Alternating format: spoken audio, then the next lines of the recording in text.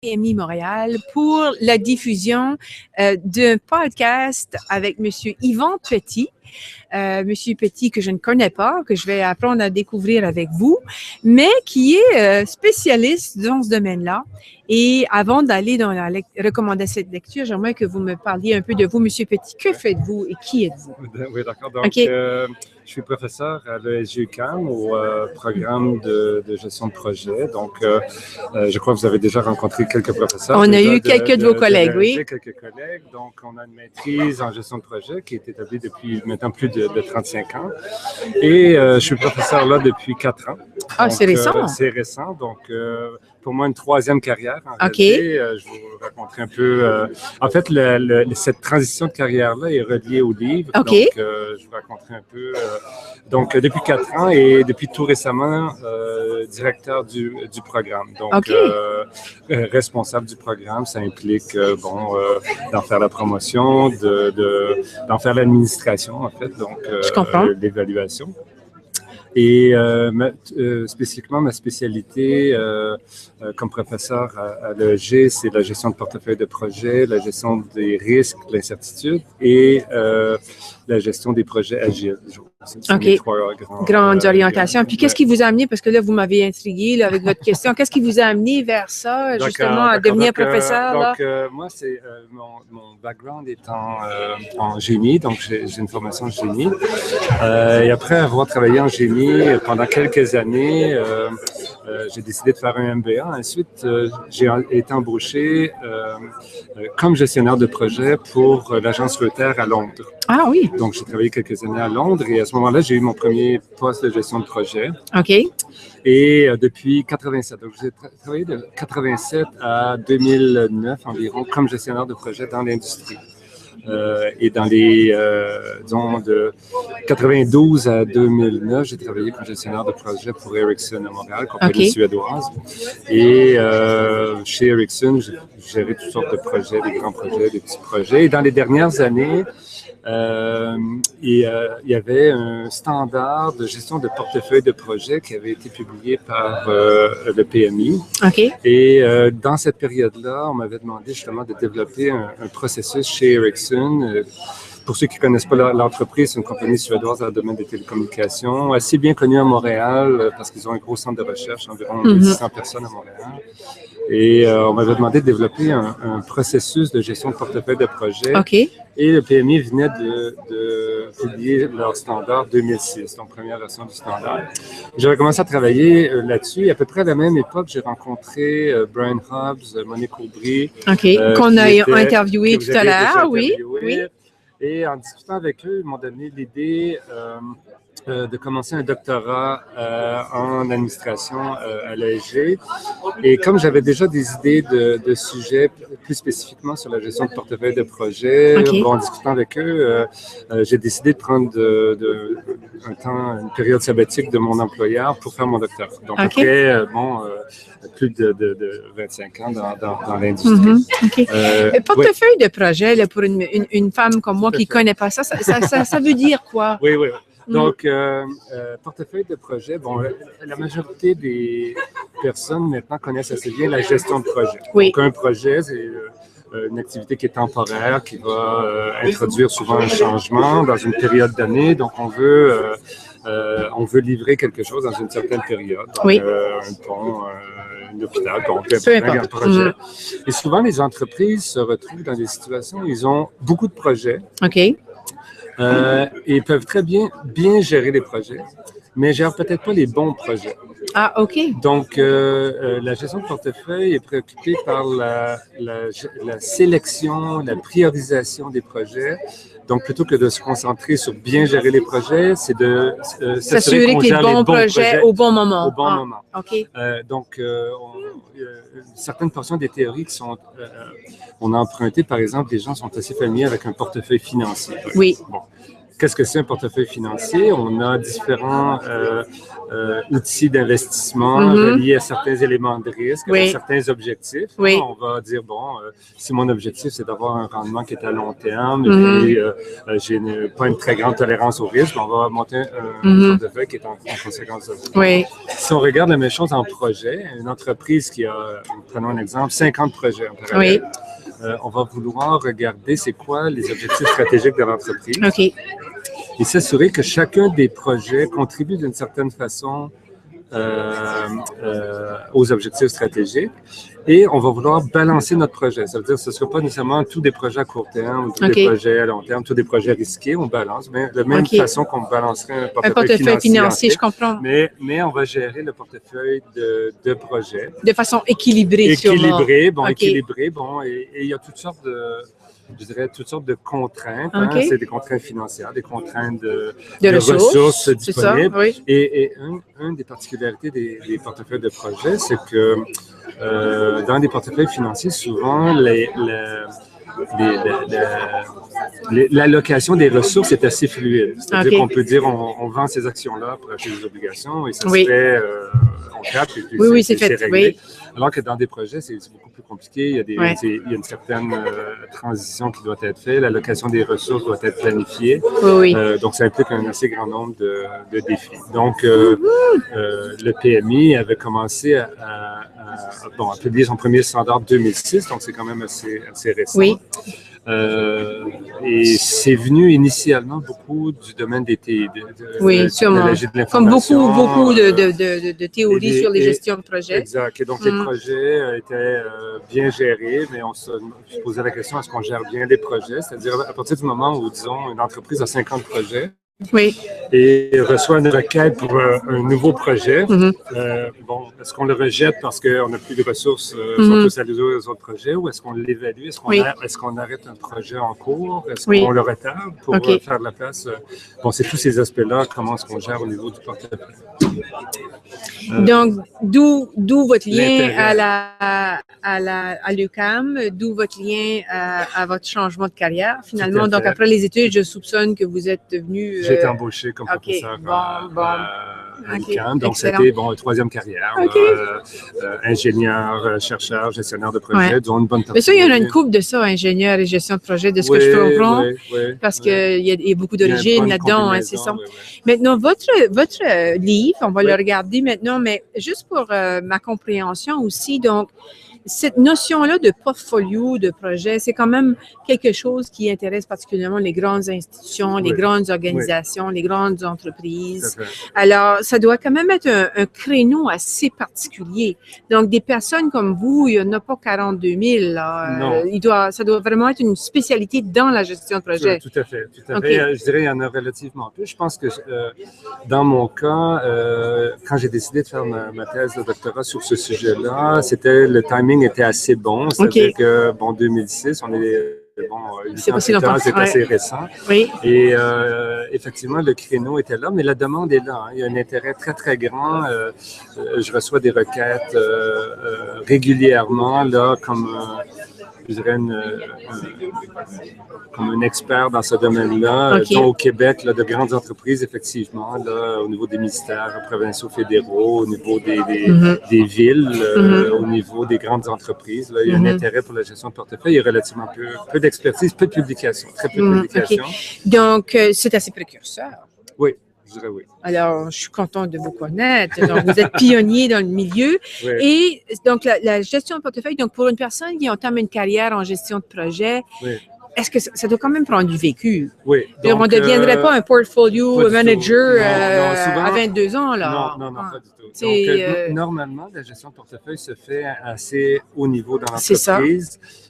Se fait au niveau de l'allocation des budgets, de l'allocation des ressources, donc souvent à des niveaux exécutifs. Donc, très lié aux objectifs stratégiques de l'entreprise. Donc, les personnes qui sont préoccupées par la stratégie vont vouloir la déployer, vont vouloir la mettre en place, vont vouloir la mettre en place par des projets. Oui. Et à partir du moment où on a, puis dans presque les grandes entreprises que je connais, souvent trop de projets par rapport à la capacité dont ils ont, donc lancent des projets et typiquement, trop de projets créent une congestion du même type que des voitures sur les autoroutes. On a trop de projets en même temps, ce qui fait qu'il n'y a aucun des projets libre, parce qu'il y a de compétition entre les projets, ce qui fait qu'il n'y a rien qui se passe. Donc, il y a comme un goulot d'étranglement. Est-ce que vous connaissez le but? Connaissez-vous le nom de Goldratt? Qui avait la théorie des contraintes. On va revoir ce livre-là au niveau du club de lecture prochainement. Ah, ben, si vous avez besoin de panélistes là-dessus. Ah oui? C'est vrai? Ben, je vais vous appeler. Alors, maintenant, vous avez fait votre thèse de doctorat. Je crois comprendre que vous avez utilisé ça pour vous inspirer pour la publication de ce livre. Oui, ben en fait, c'est ma thèse de doctorat. C'est la thèse de doctorat comme telle. Donc, en fait, ce qui est arrivé, c'est qu'au moment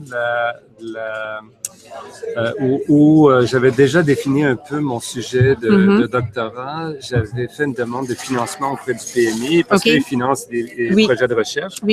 Et j'avais fait une demande qui avait été approuvée et une des contraintes, c'était de publier avec eux une monographie, donc un livre suite au financement. Donc, pour un étudiant en doctorat, c'est très intéressant. On a le financement d'abord. Tu publies après. On publie après, garantie. Il s'agit quand même d'écrire le livre.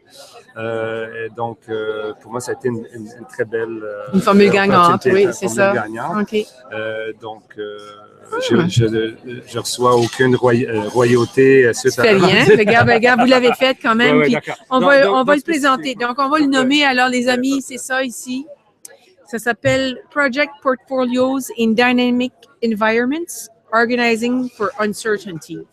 Alors, Yvon Petit, parlez-nous de votre livre. D'accord. Donc, le livre, comme je disais, c'était ma thèse de doctorat. Et là, évidemment, pour une audience d'affaires, de lire un projet, une thèse de doctorat, c'est pas nécessairement... c'est pas ce qui est le plus sexy. Mais encore là. Donc, je dirais que c'est la version un peu simplifiée de la thèse de doctorat, dont un peu... j'ai coupé des sections. En fait, c'est assez rare que dans un livre, on commence par écrire beaucoup et on coupe pour le publier. Normalement, on fait plutôt l'inverse. Je comprends. Donc, dans ce cas-ci, c'est effectivement une version réduite de la thèse pour la rendre plus accessible, plus la vulgariser un peu, là, Et spécifiquement, ce qui m'intéressait, c'est que de la façon dont je vous ai décrit la gestion de portefeuille, et c'était comme ça que c'était présenté à l'époque où j'ai commencé ma thèse de doctorat, c'est que les exécutifs s'assoyaient en début d'année, décidaient des projets, on a fait notre gestion de portefeuille, on peut passer à autre chose pendant que les projets se réalisent.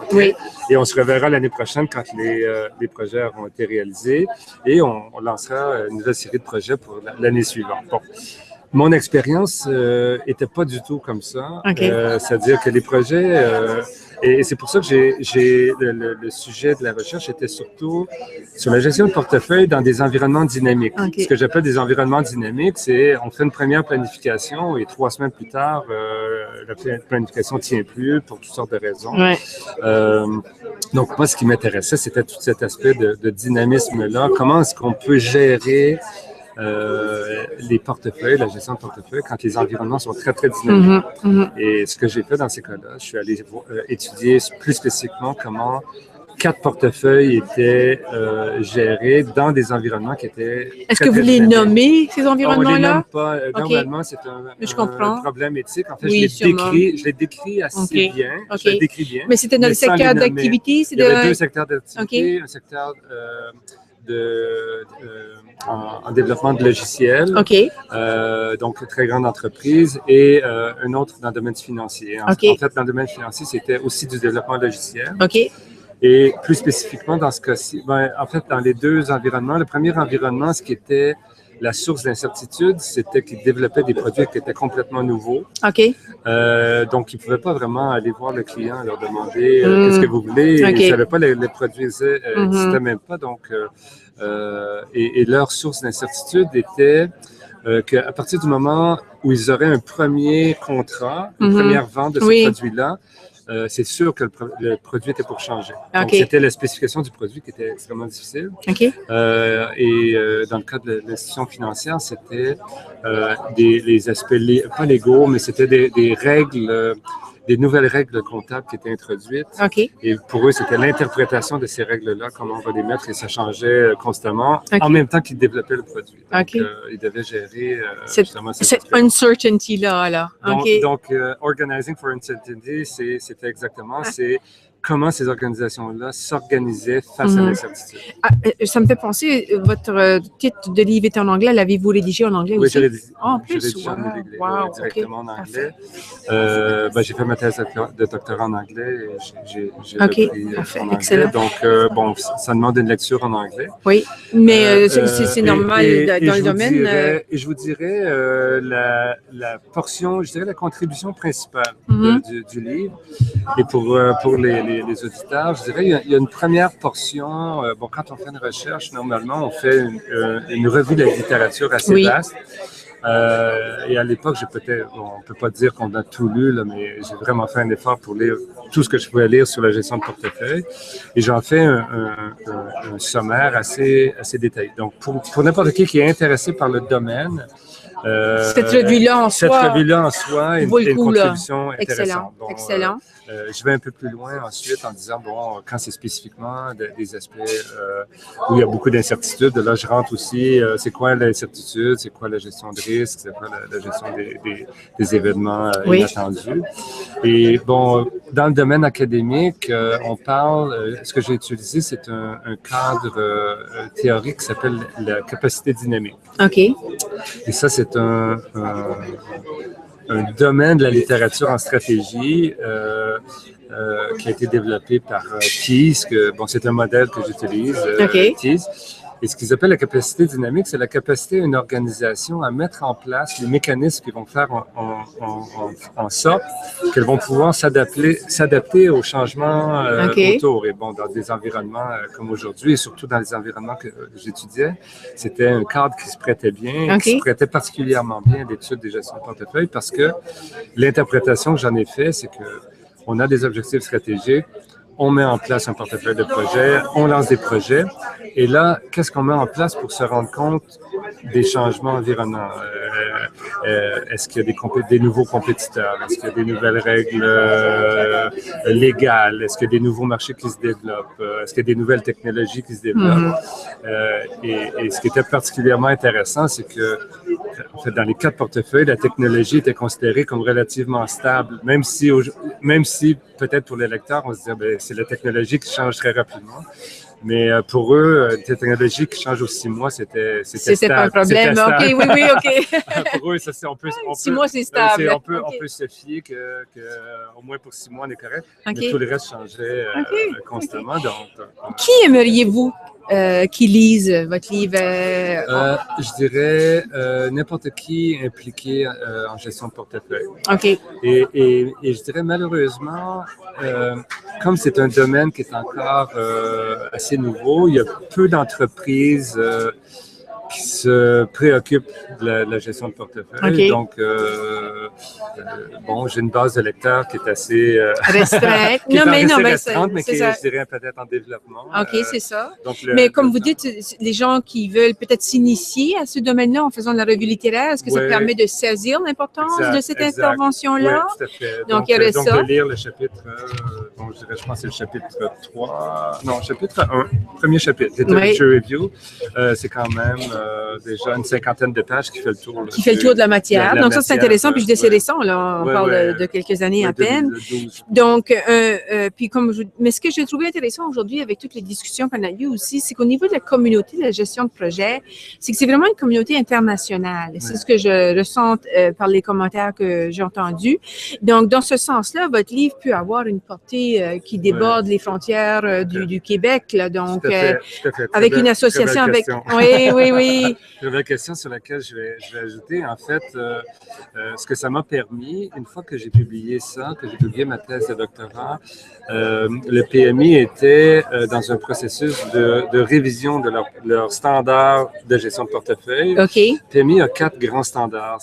Un premier, c'est le guide de corpus de connaissances, PMBOK, pour la gestion de projet. C'est un livre qui est très, très connu. Ils ont 2 autres standards de gestion de programme, standard de gestion de portefeuille portefeuille OK. et un autre sur la maturité organisationnelle, OK. donc OPM3. Donc, quand ils ont fait la 3e révision du standard, j'ai fait partie de l'équipe qui était responsable de la révision. Donc, OK. l'expertise que j'avais développée ici m'a permis d'être sur le comité qui a révisé ce standard-là. OK. Et depuis maintenant depuis 1 an ou 2, je suis sur le comité ISO de normalisation. Donc, les standards ISO, on retrouve des standards ISO dans à peu près tous les domaines. Oui. Je pense qu'il y a comme 90 000 standards ISO pour tout. Hein. Oui. Là, ça va des équipements électroniques à la grosseur d'une vis devant tout. Ah oui. Et il y a des standards ISO en gestion de projet et un qui est en développement en gestion de portefeuille. Donc, je suis sur la délégation canadienne ISO. Donc, ça m'a permis d'aller, par exemple, sur des rencontres là, de révision, de développement de ces standards-là ISO qui devraient être publiés d'ici 1 an. OK, excellent. Beaucoup plus long à ce niveau. OK, mais ça ajoute un dynamisme à votre carrière. Oui, tout à fait. Parce qu'on voit qu'on peut contribuer sur le plan international, donc c'est intéressant pour ça. OK. D'autres points qu'on veut soulever, justement, par rapport à qui peut s'intéresser à ça? Je pense qu'on a quand même très bien présenté l'objectif du livre. On comprend que c'est un livre théorique quand même. Vous avez fait de la recherche, donc c'est un livre de recherche. Mais d'autres choses qu'on veut ajouter sur ou votre domaine d'activité? Oui. En fait, peut-être juste pour conclure, peut-être Brian Hobbs vous a parlé de la chaire de recherche en gestion de projet. Il nous en a parlé un peu. Donc, la chaire existe depuis à peu près 7 ans avec plusieurs partenaires. Et ce qui est intéressant, c'est que un des premiers thèmes que les partenaires voulaient développer était la gestion de portefeuille. Donc, on est quand même dans un sujet qui est clairement d'intérêt pour les grandes entreprises. Et je pense qu'on en a pour encore plusieurs années. OK. Avez-vous commencé à bloguer, vous, là? Non, malheureusement. Pas encore? Non, peut-être je devrais. Mais... Oui, parce que c'est des sujets précurseurs. Finalement, vous êtes en avant-garde de ce qui se passe par rapport à ça, puis par rapport à la rencontre des besoins des grandes organisations là, qui ont beaucoup à gérer, puis qui sont scrutés aussi. Les grands projets, certainement publics, sont scrutés. Oui, en fait, c'est plutôt, je suis plutôt impliqué soit dans des formations auprès des grandes entreprises. J'étais impliqué...